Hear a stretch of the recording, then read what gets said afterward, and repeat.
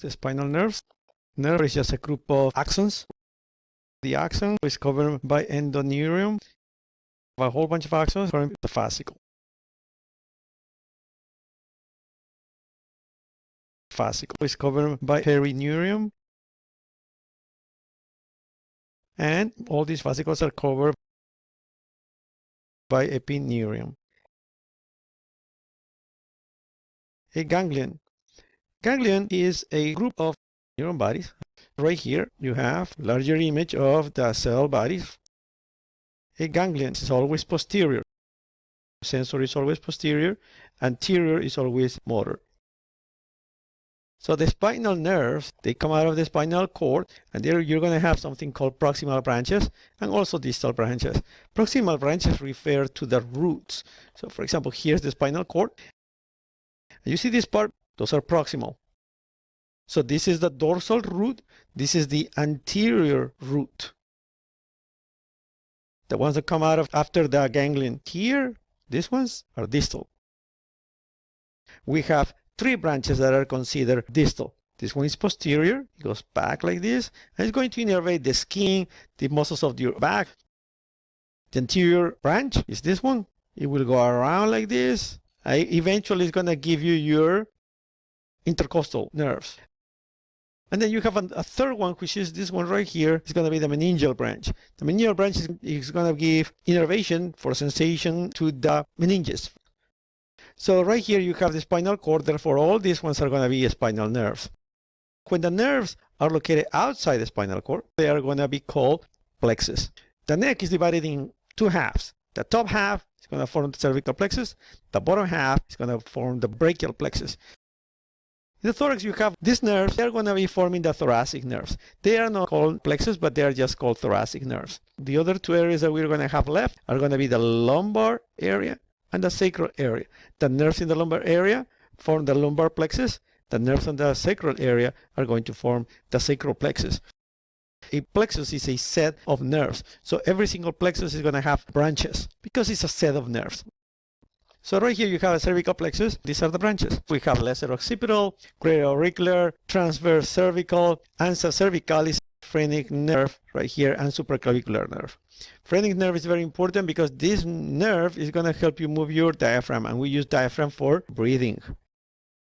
The brachial plexus, and the brachial plexus is going to have branches as well. You have intermusculocutaneous, axillary, radial, median, and ulnar. Very important nerves. These ones are the nerves that are going to help you move and feel with your arms.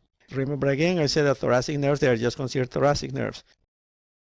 We get to the lumbar plexus. So the lumbar plexus has iliohypogastric, ilioinguinal, genitofemoral, lateral femoral right here, femoral, and obturator nerve. These nerves are going to help you move the muscles that you have in the anterior part of your leg. Coccygeal plexus is just 1 or 2 branches. Sacral plexus. As you can see in there, you have superior gluteal, inferior gluteal, posterior cutaneous, tibial, fibular, pudendal. You're going to get the sciatic nerve, this big nerve right here. It's formed by the connection between the common fibular nerve and the tibial nerve. So what do we use these nerves for? To move the muscles and sensation also in the posterior part of your leg. Cutaneous innervation and dermatomes. The areas in your skin that send information to your spinal cord, those are going to be called dermatomes. Okay, so for example, the external part of your arm, the skin, is going to send the information to your spinal cord, and this is the area that is going to be served by that particular nerve. All this is a dermatome. All this is a dermatome. All this is a dermatome like this. Okay, the next topic is somatic reflexes, characteristics of reflexes. There are 4 main characteristics.